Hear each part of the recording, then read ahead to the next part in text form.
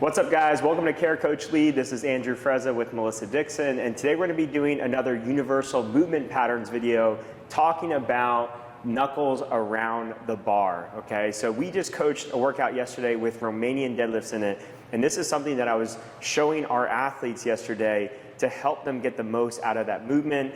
And then I'm thinking about it, I'm realizing how many movements this translates to, not just Romanian deadlifts, but regular deadlifts, clean, snatches, toes to bar, pull-ups, farmer's carries. All of these movements benefit from this point of performance of having our knuckles around the bar. Okay, so what are we talking about here with this knuckles around the bar?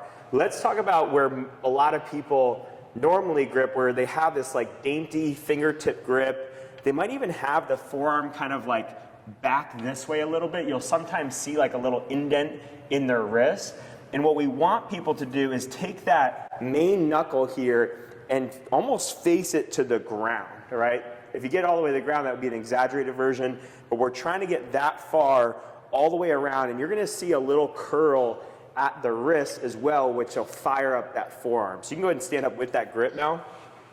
So when Mel does this, it's doing a bunch of things for us, right? And we have them listed here in the back.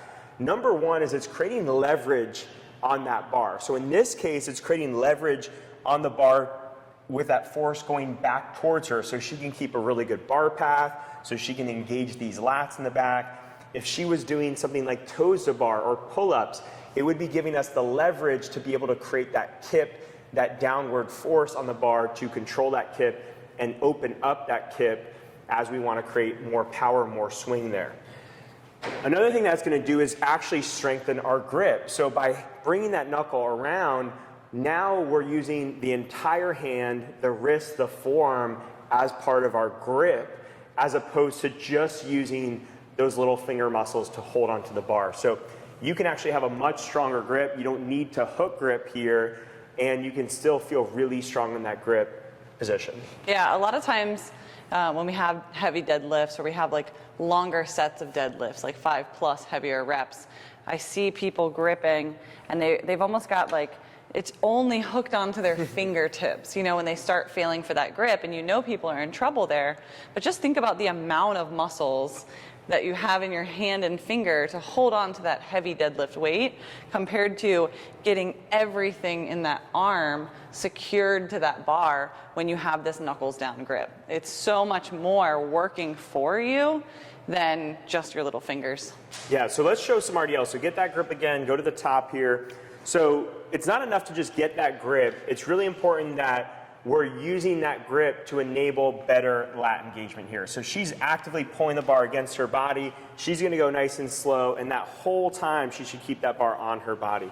And what you'll see with a lot of athletes is if they might have the grip, but they're not using the lats, or they don't have the grip, as they pass the knee, you're gonna see that bar start to drift away, especially from those shins. And it might even be just a ½ inch or so. It might not be very much, but those shoulders have lost that engagement, that pullback feeling, and when you emphasize that, it's a completely different experience through that movement, okay? Now, this is an RDL, it's a slow movement, but if we can translate that to a clean or a snatch where any little movement off of that straight bar path is really gonna add a ton of weight to the bar, make it feel a lot heavier, it's gonna pay off to keep that bar in that straight bar path or even moving slightly towards us.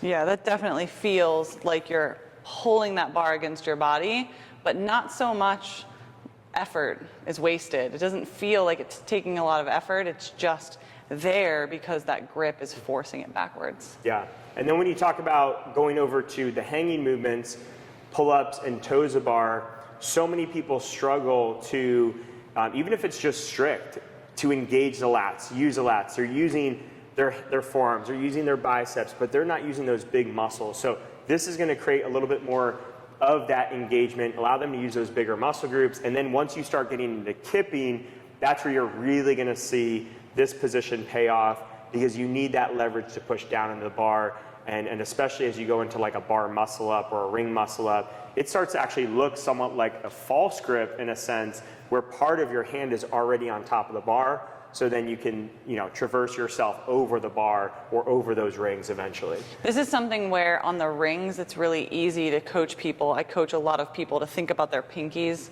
on a ring because they can kind of torque into those rings and really get that grip and these muscles firing to feel that lat engagement all the way through. But on a hanging movement in a bar, when they're in that grip where their knuckles aren't on top, their pinkies are completely left out of their grip. Pinkies are so crucial to your grip. They're not just a little finger there for show. And if you can't get those pinkies engaged in that, that really translates into how much you can pull with your lats.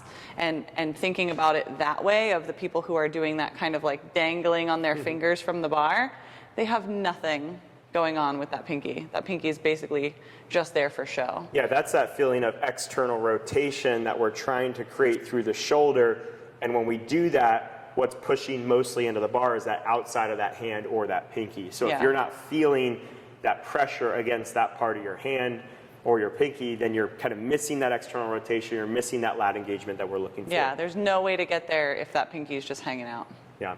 So I hope you guys found this helpful. Again, to probably get this really felt by your athletes and get them to truly understand it, Romanian deadlifts is probably the best way to apply it first. And then once they start to feel it, there's a plethora of movements that you can apply this to, everything from hanging on the bar to farmer's carries and Olympic lifts and everything in between. So hopefully you guys found this helpful. If you have any questions or comments, leave them below, and we'll see you in the next video.